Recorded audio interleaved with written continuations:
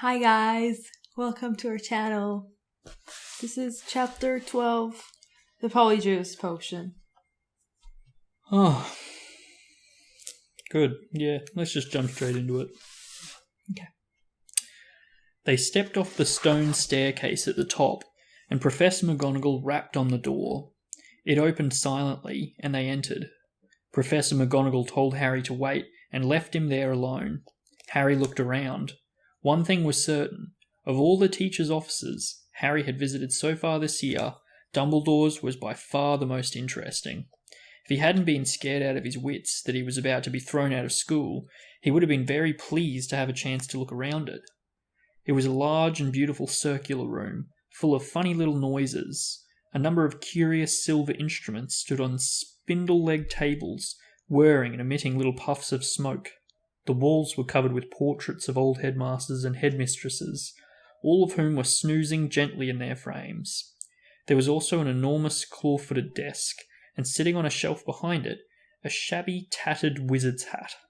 The sorting hat. Harry hesitated. He cast a wary eye around the sleeping witches and wizards on the walls. Surely it couldn't hurt if he took the hat down and tried it on again, just to see. Just to make sure it had put him in the right house. He walked quietly around the desk, lifted the hat from its shelf, and lowered it slowly onto his head. It was much too large and slipped down over his eyes, just as it had done the first time. Harry stared at the black inside of the hat, waiting.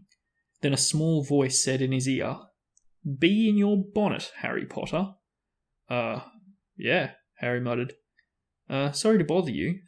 I wanted to ask, you've been wondering whether I put you in the right house, said the hat smartly.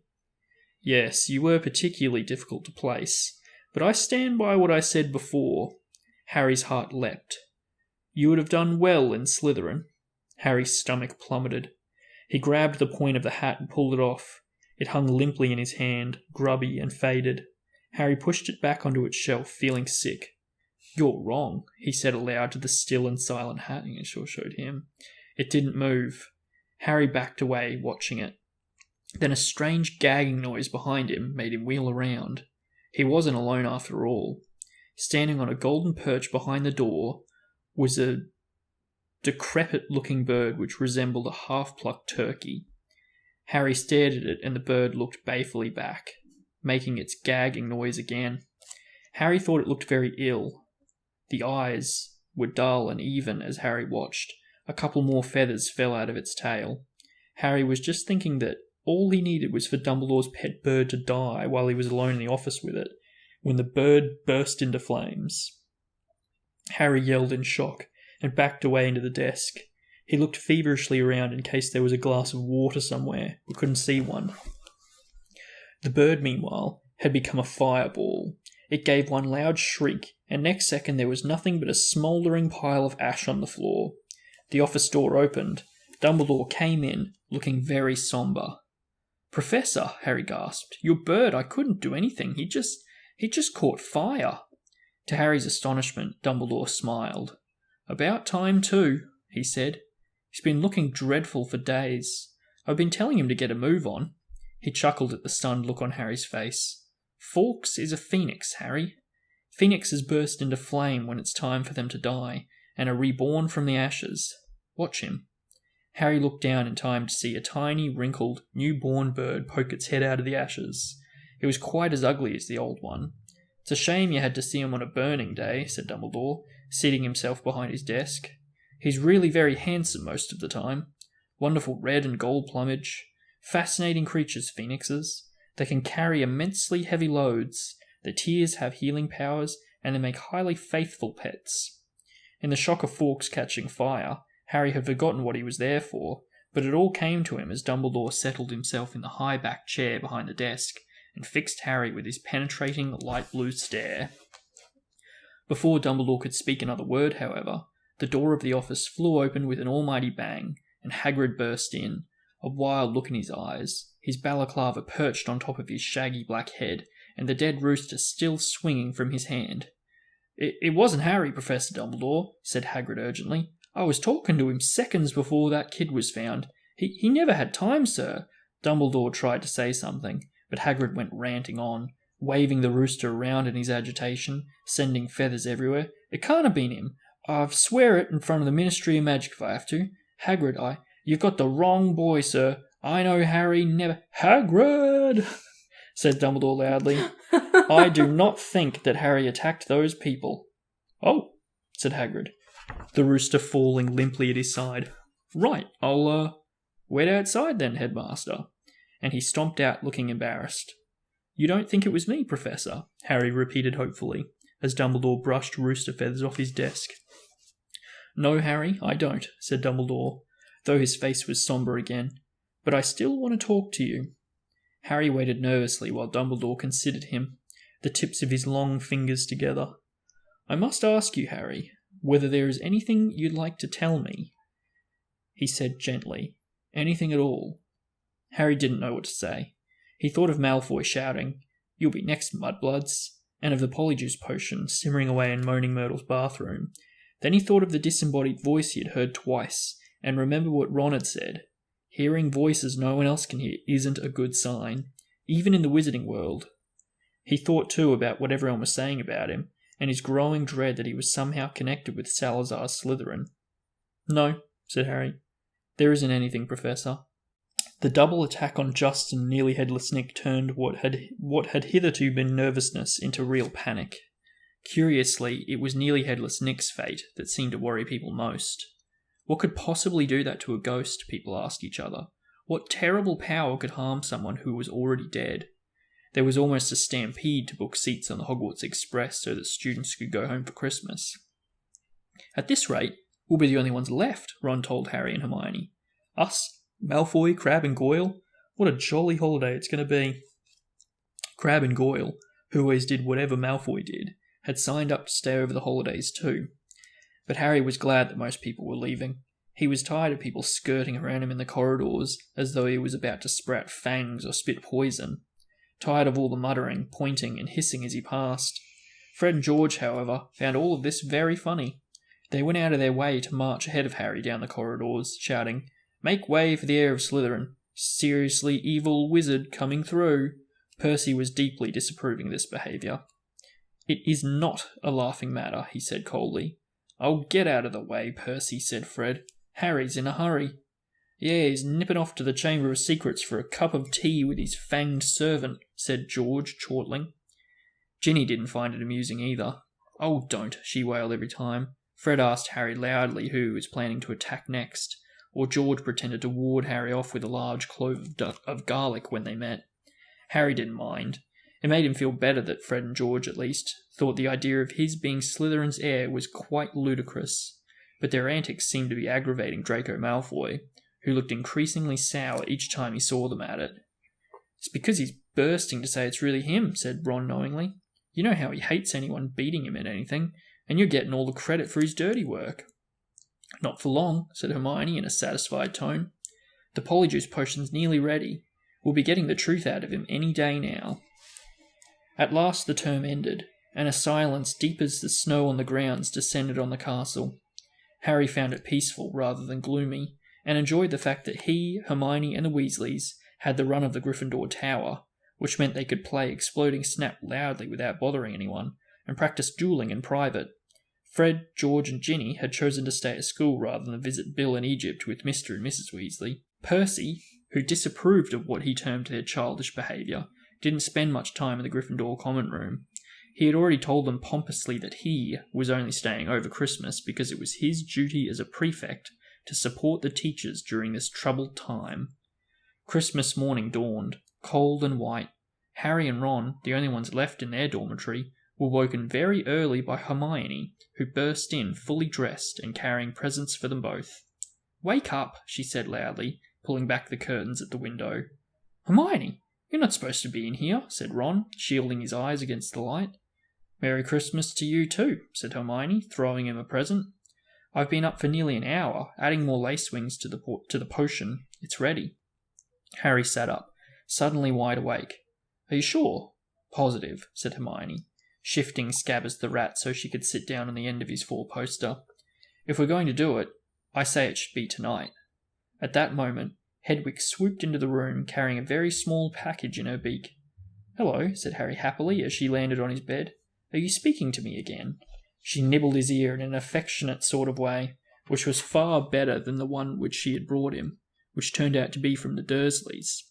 They had sent Harry a toothpick and a note telling him to find out whether he'd be able to stay at Hogwarts for the summer holidays too. The rest of Harry's Christmas presents were far more satisfactory. Hagrid had sent him a large tin of treacle fudge, which Harry decided to soften by the fire before eating. Ron had given him a book called Flying with the Cannons, a book of interesting facts about his favourite Quidditch team, and Hermione had bought him a luxury eagle feather quill. Harry opened the last present to find a new, hand-knitted jumper from Mrs. Weasley and a large plum cake. He put up her card with a fresh surge of guilt, thinking about Mr. Weasley's car, which hadn't been seen since its crash with the Whomping Willow, and the bout of rule-breaking he and Ron were planning next. No one, not even someone dreading taking Polyjuice potion later, could fail to enjoy Christmas dinner at Hogwarts. The Great Hall looked magnificent. Not only were there a dozen frost-covered Christmas trees and thick streamers of holly and mistletoe crisscrossing the ceiling, but enchanted snow was falling, warm and dry from the ceiling. Dumbledore led them in a few of his favourite carols, Hagrid booming more and more loudly with every goblet of eggnog he consumed. Percy, who hadn't noticed that Fred had bewitched his prefect badge so that it now read Pinhead, kept asking them what they were all sniggering at. Harry didn't even care that Draco Malfoy was making loud, snide remarks about his new jumper from the Slytherin table. With a bit of luck, Malfoy would be getting his comeuppance in a few hours' time. Harry and Ron had barely finished their third helpings of Christmas pudding when Hermione ushered them out of the hall to finalise their plans for the evening. "We still need a bit of the people you're changing into," said Hermione matter-of-factly, as though she was sending them to the supermarket for washing powder. "And obviously it'll be best if you can get something from Crabbe and Goyle. They're Malfoy's best friends. He'll tell them anything. And we also need to make sure that real Crabbe and Goyle can't burst in on us while we're interrogating him. I've got it all worked out," she went on smoothly, ignoring Harry and Ron's stupefied faces. She held up 2 plump chocolate cakes. "I've filled these with a simple sleeping draught. All you have to do is make sure Crabbe and Goyle find them. You know how greedy they are. They're bound to eat them. Once they're asleep, pull out a few of their hairs and hide them in a broom cupboard." Harry and Ron looked incredulously at each other. "Hermione, I don't think that could go seriously wrong." But Hermione had a steely glint in her eyes, not unlike the one Professor McGonagall sometimes had. "The potion will be useless without Crabbe and Goyle's hair," she said sternly. "You do want to investigate Malfoy, don't you?" "All right," said Harry. "But what about you? Whose hair are you ripping out?" "I've already got mine," said Hermione brightly, pulling a tiny bottle out of her pocket and showing them a single hair inside it. "Remember Millicent Bulstrode wrestling with me at the dueling club? She left this on my robes when she was trying to strangle me, and she's gone home for Christmas, so I'll just have to tell the Slytherins I've decided to come back." When Hermione had bustled off to check on the Polyjuice potion again, Ron turned to Harry with a doom-laden expression. "Have you ever heard of a plan where so many things could go wrong?" But to Harry and Ron's utter amazement, stage 1 of the operation went just as smoothly as Hermione had said. They lurked in the deserted entrance hall after Christmas tea, waiting for Crabbe and Goyle, who had remained alone at the Slytherin table, shovelling down 4th helpings of trifle. Harry had perched the chocolate cakes on the end of the banisters when they spotted Crabbe and Goyle coming out of the Great Hall. Harry and Ron hid quickly behind a suit of armour next to the front door. "How thick can they get?" Ron whispered ecstatically, as Crabbe gleefully pointed out the cakes to Goyle and grabbed them. Grinning stupidly, they stuffed the cakes whole into their large mouths. For a moment, both of them chewed greedily, looks of triumph on their faces. Then, without the smallest change of expression, they both keeled over backwards onto the floor. Much the most difficult bit was hiding them in the cupboard across the hall. Once they were safely stowed amongst the buckets and mops, Harry yanked out a couple of the bristles that covered Goyle's forehead, and Ron pulled out several of Crabbe's hairs. They also stole their shoes, because their own feet were far too small for Crabbe and Goyle-sized feet. Then, still stunned at what they had just done, they sprinted up to Moaning Myrtle's bathroom. They could hardly see for the thick black smoke issuing from the cubicle in which Hermione was stirring the cauldron. Pulling their robes up over their faces, Harry and Ron knocked softly on the door. Hermione? They heard the scrape of the lock and Hermione emerged, shiny-faced and looking anxious. Behind her, they heard the gloop-gloop of the bubbling, treacle-thick potion. 3 glass tumblers stood ready on the toilet seat. "Did you get them?" Hermione asked breathlessly. Harry showed her Goyle's hair. "Good. And I sneaked these spare robes out of the laundry," Hermione said, holding up a small sack. "You'll need bigger sizes once you Crabbe and Goyle." The 3 of them stared into the cauldron. Close up, the potion looked like thick, dark mud, bubbling sluggishly. "I'm sure I've done everything right," said Hermione, nervously rereading the splotched page of most potent potions. "It looks like the book says it should. Once we've drunk it, we'll have exactly an hour before we change back into ourselves." "Now what?" Ron whispered. "We separate it into 3 glasses and add the hairs." Hermione ladled large dollops of the potion into each of the glasses. Then, her hand trembling, she shook Millicent Bulstrode's hair out of its bottle into the first glass. The potion hissed loudly like a boiling kettle and frothed madly. A second later, it had turned a sick sort of yellow. "Ugh, essence of Millicent Bulstrode," said Ron, eyeing it with loathing. "Bet it tastes disgusting." "Add yours then," said Hermione. Harry dropped Goyle's hair into the middle glass, and Ron put Crabbe's into the last one. Both glasses hissed and frothed. Goyle's turned the khaki colour of a bogey, Crabbe's a dark, murky brown. "Hang on," said Harry, as Ron and Hermione reached for their glasses. "We'd better not all drink them in here. Once we turn into Crabbe and Goyle, we won't fit. And Millicent Bulstrode's no pixie." "Good thinking," said Ron, unlocking the door. "We'll take separate cubicles." Careful not to spill a drop of his Polyjuice potion, Harry slipped into the middle cubicle. "Ready?" he called. "Ready," came Ron and Hermione's voices. 1, 2, 3. Pinching his nose, Harry drank the potion down in 2 large gulps. It tasted like overcooked cabbage. Immediately his insides started writhing. Yeah, it's not bad either. Yeah. Immediately his insides started writhing as though he'd just swallowed live snakes. Doubled up, he wondered whether he was going to be sick. Then a burning sensation spread rapidly from his stomach to the very ends of his fingers and toes. Next, bringing him gasping to all fours, came a horrible melting feeling as the skin all over his body bubbled like hot wax, and before his eyes, his hands began to grow, the fingers thickened, the nails broadened, and the knuckles were bulging like bolts. His shoulders stretched painfully, and a prickling on his forehead told him that the hair was creeping down towards his eyebrows. His robes ripped and his chest expanded like a barrel bursting its hoops. His feet were in agony, in shoes 4 sizes too small. As suddenly it had started, everything stopped. Harry lay face down on the cold stone floor, listening to Myrtle gurgling morosely in the end toilet. With difficulty, he kicked off his shoes and stood up. So this was what it felt like being Goyle, his large hands trembling. He pulled off his old robes, which were hanging a foot above his ankles, pulled on the spare ones, and laced up Goyle's boat-like shoes. He reached up to brush his hair out of his eyes, and met only the short growth of wiry bristles, low on his forehead. Then he realized that his glasses were clouding his eyes, because Goyle obviously didn't need them. He took them off and called, "Are you two okay?" Goyle's low rasp of a voice issued from his mouth. "Yeah," came the deep grunt of Crabbe from his right. Harry unlocked his door and stepped in front of the cracked mirror. Goyle stared back at him out of the dull, deep-set eyes. Harry scratched his ear, so did Goyle. Ron's door opened. They stared at each other, except that he looked pale and shocked. Ron was indistinguishable from Crabbe, from the pudding basin haircut to the long gorilla arms. "This is unbelievable," said Ron, approaching the mirror and prodding Crabbe's flat nose. "Unbelievable." "We'd better get going," said Harry, loosening the watch that was cutting into Goyle's thick wrist. "We've still got to find out where the Slytherin common room is. I only hope we can find someone to follow."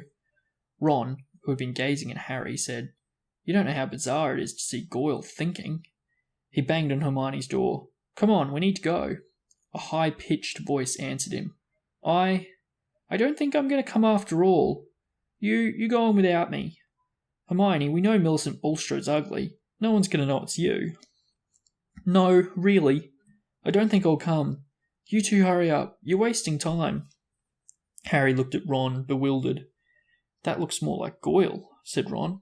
That's how he looks every time a teacher asks him a question. Hermione, are you okay? Said Harry through the door. Fine, I'm fine. Go on, said Ross. I'm fine. I'm fine. Harry looked at his watch. 5 of their precious 60 minutes had already passed. We'll meet you back here, all right? He said. Harry and Ron opened the door of the bathroom carefully, checked that the coast was clear, and set off. Don't swing your arms like that, Harry muttered to Ron. Huh? Crabbe holds them sort of stiff. How's this? Yeah, that's better. They went down the marble staircase. All they needed now was a Slytherin whom they could follow to the Slytherin common room. There was nobody around. Any ideas? Muttered Harry. The Slytherins always come up to breakfast from over there, said Ron, nodding at the entrance to the dungeons. The words had barely left his mouth when a girl with long curly hair emerged from the entrance. Excuse me, said Ron, hurrying up to her. We've forgotten the way to our common room. I beg your pardon, said the girl stiffly. Our common room. I'm a Ravenclaw. She walked away, looking suspiciously back at them. Harry and Ron hurried down the steps into the darkness, their footsteps echoing particularly loudly as Crabbe and Goyle's huge feet hit the floor, feeling that this wasn't going to be as easy as they had hoped. The labyrinth passages were deserted. They walked deeper and deeper under the school, constantly checking their watches to see how much time they had left. After a quarter of an hour, just when they were getting desperate, they heard a sudden movement ahead. Ha! Said Ron excitedly. There's one of them now. The figure was emerging from a side room as they hurried nearer. However, their hearts sank. It wasn't a Slytherin. It was Percy. What are you doing down here? Said Ron in surprise. Percy looked affronted. That, he said stiffly, is none of your business. It's Crabbe, isn't it? Oh yeah, said Ron. Well, get off to your dormitories, said Percy sternly. It's not safe to go wandering around dark corridors these days. You are, Ron pointed out. I, said Percy, drawing himself up, am a prefect. Nothing's about to attack me. A voice suddenly echoed behind Harry and Ron. Draco Malfoy was strolling towards them, and for the first time in his life, Harry was pleased to see him.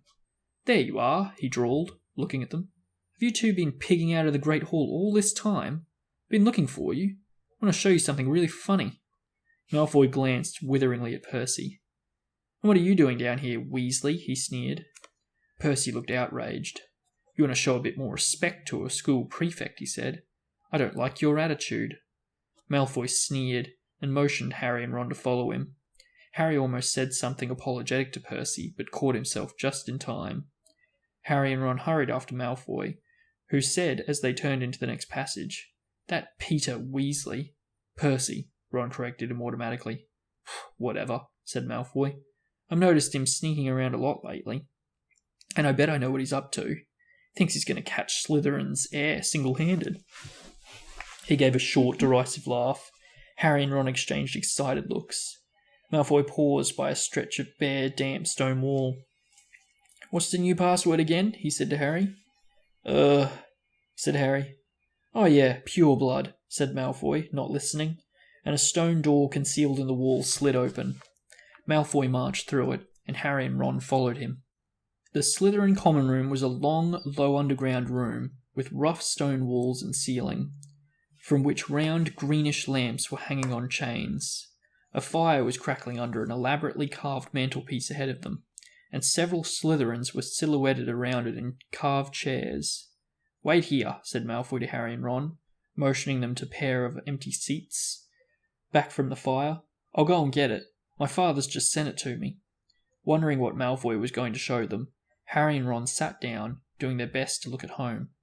Malfoy came back a minute later holding what looked like a newspaper cutting. He thrust it under Ron's nose. That'll give you a laugh, he said. Harry saw Ron's eyes widen in shock. He read the cutting quickly, gave a very forced laugh, and handed it to Harry. It had been a clipping out of the Daily Prophet, and it said, Inquiry at the Ministry of Magic. Arthur Weasley, head of the Misuse of Muggle Artifacts Office, was today fined 50 galleons for bewitching a Muggle car. Mr. Lucius Malfoy, a governor of Hogwarts School of Witchcraft and Wizardry, where the enchanted car crashed earlier this year, called today for Mr. Weasley's resignation. Weasley has brought the ministry into disrepute, Mr. Malfoy told our reporter. He is clearly unfit to draw up our laws, and his ridiculous Muggle Protection Act should be scrapped immediately. Mr. Weasley was unavailable for comment, although his wife told reporters to clear off, or she'd set the family ghoul on them. "Well," said Malfoy impatiently, as Harry handed the cutting back to him. "Don't you think it's funny?" "Ha-ha." I laughed. "Ha-ha," said Harry, bleakly. "Arthur Weasley loves Muggles so much, he should snap his wand in half and go and join them," said Malfoy scornfully. "You'd never know the Weasleys were purebloods, the way they behave." Ron's, or rather, Crabbe's face was contorted with fury. "What's up with you, Crabbe?" snapped Malfoy. Stomach ache," Ron grunted. "We'll go up to the hospital wing and give all those mudbloods a kick from me," said Malfoy, snickering. "You know, I'm surprised the Daily Prophet hasn't reported all these attacks yet," he went on thoughtfully. "I suppose Dumbledore's trying to hush it all up. He'll be sacked if it doesn't stop soon." "Father's always said Dumbledore's the worst thing that's ever happened to this place. He loves Muggleborns. A decent headmaster would have never let slime like that Creevy in." Malfoy started taking pictures with an imaginary camera and did a cruel but accurate impression of Colin. "Potter, can I have your picture? Potter, can I have your autograph? Potter, can I lick your shoes? Please, please, Potter." He dropped his hands and looked at Harry and Ron. "What's the matter with you two?" Far too late, Harry and Ron forced themselves to laugh, but Malfoy seemed satisfied. Perhaps Crabbe and Goyle were always slow on the uptake. "Saint Potter, the mudblood's friend," said Malfoy slowly. "He's another one with no proper wizard feeling, or he wouldn't go around with that jumped-up Granger mudblood. People think he's Slytherin's heir." Harry and Ron waited with bated breath.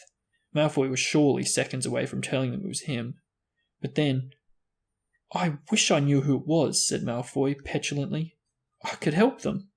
Ron's jaw dropped so that Crabbe's face looked even more gormless than usual. Fortunately, Malfoy didn't notice. And Harry, thinking fast, said, "You must have some idea who's behind it all." "You know I haven't, Goyle. How many times do I have to tell you?" snapped Malfoy. "Your father won't tell me anything about the last time the chamber was opened either. Of course, it was 50 years ago, so it was before his time. But he knows all about it, and he says that it was all kept quiet, and it'll look suspicious if I know too much about it.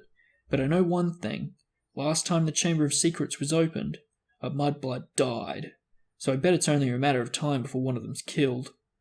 "I hope it's Granger," he said with relish. Ron was clenching Crabbe's gigantic fists, feeling that it would be a bit of a giveaway if Ron punched Malfoy. Harry shot him a warning look and said, "Do you know if the person who opened the chamber last time was caught?" "Oh yeah, whoever it was, he was expelled," said Malfoy. "They're probably still in Azkaban." "Azkaban?" said Harry, puzzled. "Azkaban, the wizard prison, Goyle," said Malfoy, looking at him in disbelief. "Honestly, if you're any slower, you'd be going backwards." He shifted restlessly in his chair and said, "Father says to keep my head down and let the heir of Slytherin get on with it.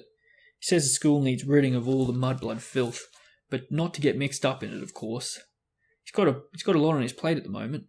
You know the Ministry of Magic raided our manor last week." Harry tried to force Goyle's dull face into a look of concern. "Yeah," said Malfoy. "Luckily they didn't find much. Father's got some very valuable dark art stuff. But luckily, we've got our own secret chamber under the drawing room floor." "Ho!" said Ron. Malfoy looked at him. So did Harry. Ron blushed.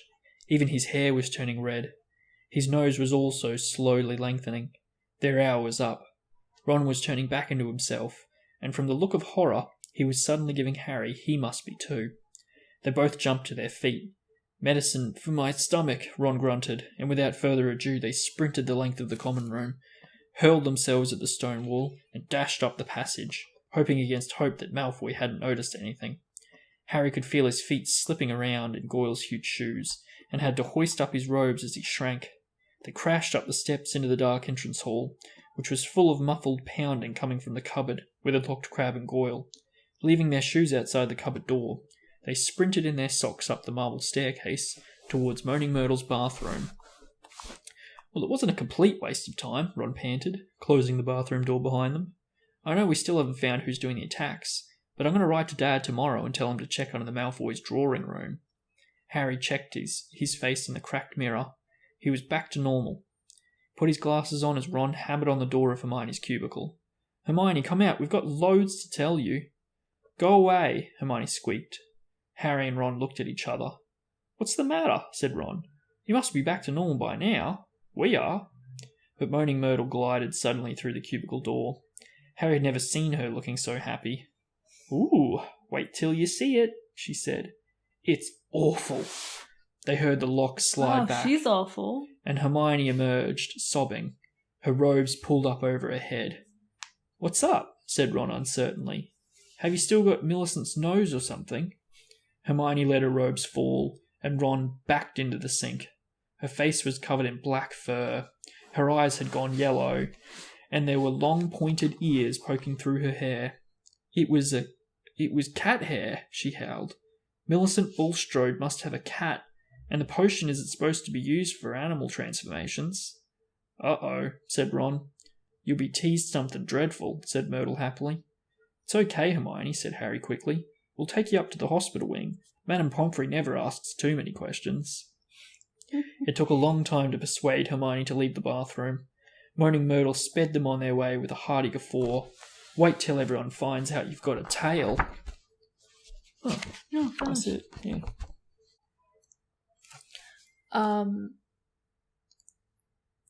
In the book and the stuff you read is trying to say that they sounded like them as well, Crabbe and Goyle, but in the movie they didn't, right? Very good observation. So, because it was like, ooh, deep grunt and Yep. stuff like that. I was like, huh, okay. Because I was like, they know these potions exist. They know people can transfer. Why doesn't Malfoy understand that they're not the same person? And so, like, the voice is different and they're, like, acting differently. They're not responding to the bullies. They changed the Polyjuice potion for the movie because they thought it would frighten little kids, or it would confuse little kids if they were suddenly with Crabbe and Goyle. So they thought, if we give Crabbe and Goyle Harry and Ron's voice, then they'll kind of understand that they've turned into them. But okay. Yeah, okay, got it. I don't think they've given kids enough credit there, to be honest. Yeah. The stuff before it, I didn't pick up anything specific. It was just like the Phoenix. That was cool. And I didn't pick up anything. Phoenix is very large in that picture they've got there. Do you want to show that picture too?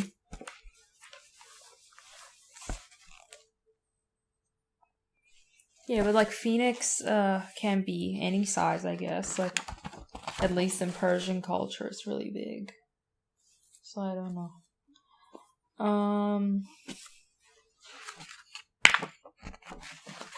I don't like Percy. He's so uptight, I don't know anybody that's a big fan of Percy. Yeah, like every Weasley brother is cool. I like them except him.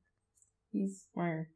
I want to say something else as well about this. Malfoy said, ooh, Dumbledore is the worst person. The movie was like, no, he's not. And then he was like, oh, Harry is, but this didn't happen here. They just like talked about really different stuff. They were much better at being kind of undercover, weren't they? Yeah. They were really good. They just like didn't laugh at his stuff, and then they took him ha ha ha, like laughed really late. And realistically, they're like Crabbe and Goyle are so stupid that I think I don't think Malfoy even saw anything different. He was like, they're just slow. Yeah. And again, Ron is more intelligent in the books because when Draco was like, oh, and my dad's got this secret store underneath the blah blah blah, Ron's like, he's potion wore out, but he's like, I'm gonna remember that. I'm gonna write my dad.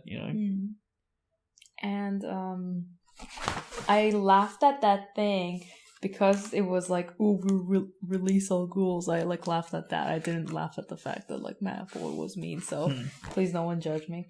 Another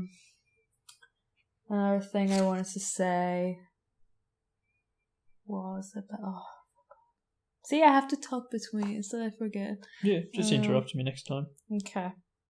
It was showing that they were going around the halls to find the way, but like in the movie they didn't show that. They were like, oh, we're late or something. I don't remember that. And they didn't find the Ravenclaw girl. Yeah, they cut that bit out. They didn't know where the Slytherin common room was, but they did kind of wander around aimlessly, and it was Draco that found them, and Percy kind of was like, "What are you two doing?" Yeah, but like they didn't see someone else and be like, "Oh, you're." Yeah, they didn't show that they're girl. wasting a lot of time as well. Yeah, which was that they had. Then they had the sign, and the hair became, not the sign. Sorry, the thing on Harry's head came up, and then Ron's red hair. Oh, and it was really cool that they said that they can like just take her to the Madame Pomfrey, and she won't Pomfrey. ask. She won't ask enough. She ain't no snitch. Yeah, I liked it. Yeah.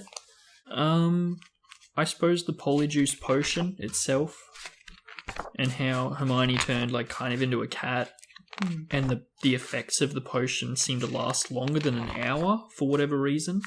Why would the effects of the potion, when it's an animal, and it shouldn't be used for animal configuration, why would the effects of that potion last longer? And like, why? Yeah, I thought about that too, but I don't know. Also, I mean, in just, I guess, dramatic stuff to be like, ooh, then they took her to the doctors, and ooh, she turned into that. If it was nothing, they wouldn't even put it in. That's what I think it is. I also think that the depictions of Hermione as like the half cat in, pictures in the book, so which scary, aren't massively clear, or in the movie, I don't think they are scary at all. I think a lot of people would probably want to be. I think like the this. movie was just like a cat, but this is scary. This looks like a zombie. I'm just thinking there'd be a small contingent of people. I don't want to. What do you mean? I don't want to use the word for. Oh God. Azkaban. What? It's the first time we hear about Azkaban, really? the wizard prison. Okay. So that's a little teaser for the next the next book. Percy was a red herring for the heir of Slytherin, and he was hanging around Moaning Myrtle's bathroom before, and now we meet him wandering the corridors. Ron even points this out to him.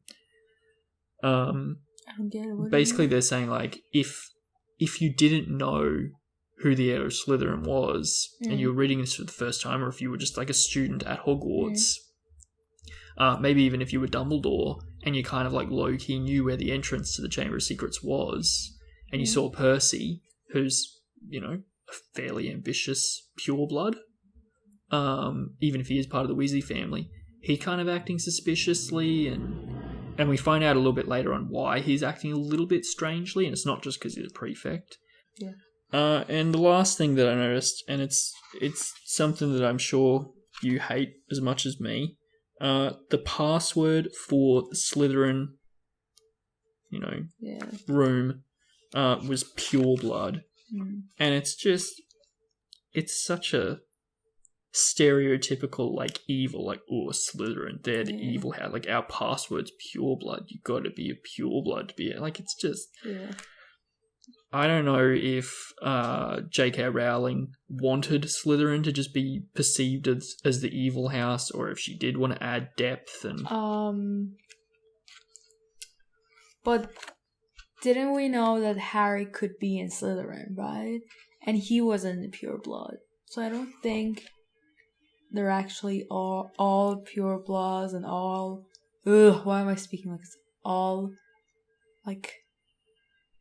Well, wouldn't that be awful if you weren't truly a pureblood and you were in Slytherin and then the password to get in was pureblood? I think it's like Draco put that way or something. I don't think students get to pick the passwords. Then that's really bad if they're just... Do you think Dumbledore was like, put pureblood? No, well, I don't know, maybe the actual door, like how the fat lady is the door to the Gryffindor common room, and maybe she picks the passwords, or if McGonagall picks the passwords for the Gryffindor common room, that would make sense, but that would mean that Snape would be picking the passwords for the Slytherin door, even though Snape's not technically a pureblood. I don't know. Again, I think it's maybe not poor writing, but I don't think she truly thought about it when she put it in. And I think at this stage in her writing, she's gone, okay, it's a children's book. We need like a clear-cut good and evil. And she went, well, Slytherin, bad luck. I think she wanted to do like archetypes of good and bad. Yeah. But then people and merchandises of like Harry Potter has made it to a point that, ooh, no, like there's more depth to the books, and there's like, they found like, ooh, this is a meaning of that, you know?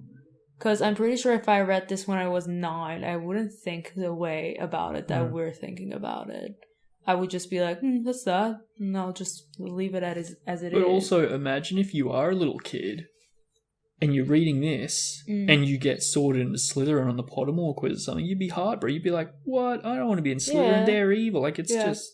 But then the fans are like, no, Slytherins are good. So then, you know. Yeah, I actually think fans have made it have done better, more for Harry Potter lore and mythology than J.K. Rowling has at this point. In fact, I think she's even retroactively ruining a lot of what she's written. And like a lot of people ask her stuff afterwards, like, oh, is this and this is that, and then she like states that like in the books, does it say that like Dumbledore's gay?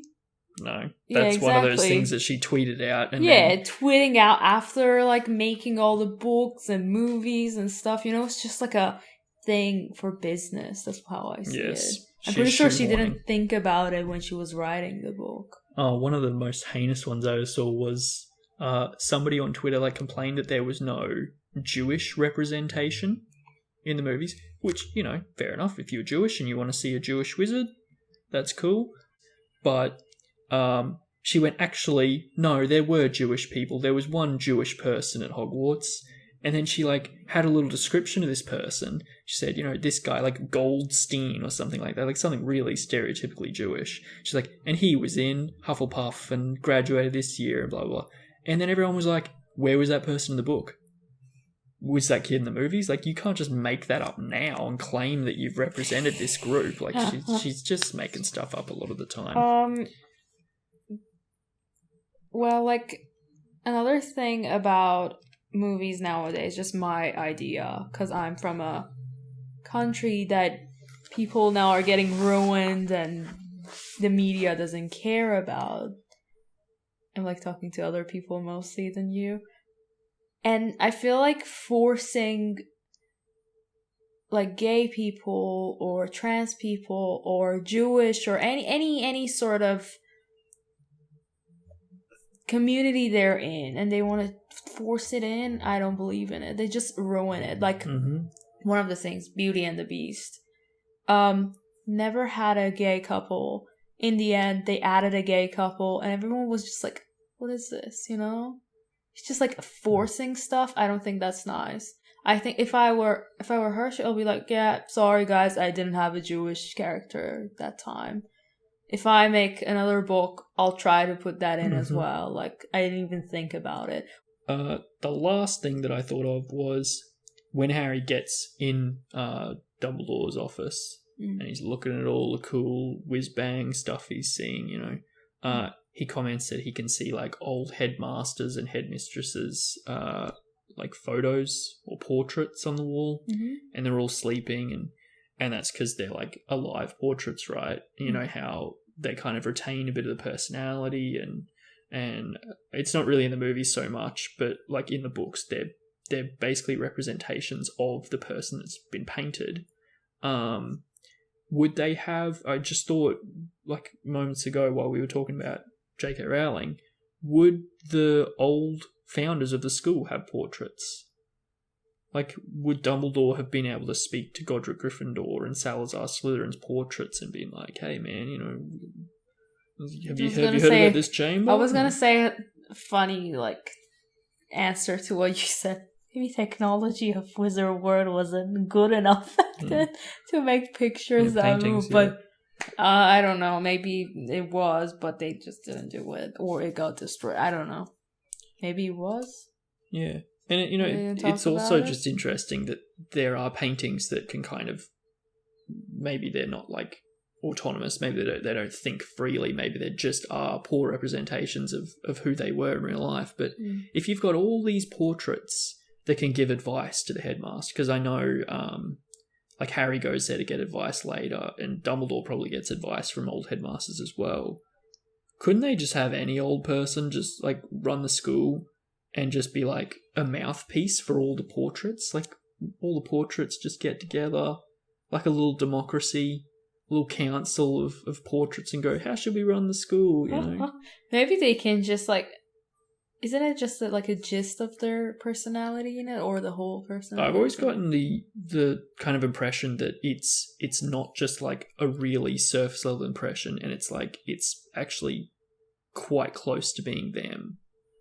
Like Harry, maybe they can only talk with the real world and not with the portrait to portrait. No, they can talk to each other. Oh wow! Yeah, because they probably did and no one knew. Dumbledore uses it to like pass messages to the Ministry. Like he sends his portrait.